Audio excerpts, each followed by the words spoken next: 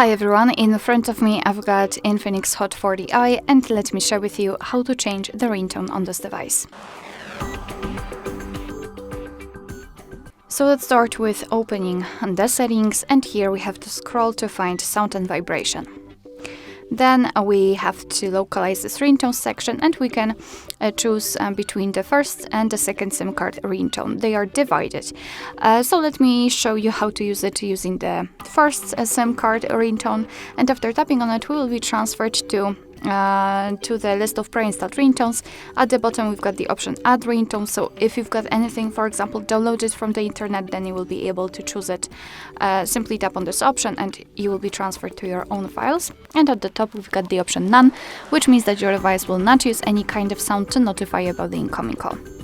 Alright, so in order to listen how the particular ringtone sounds, you have to simply tap on it, and then you will be able to listen to it and decide whether you like it or not. And if you decide that you like it and you want to use it, make sure that it is marked and go back.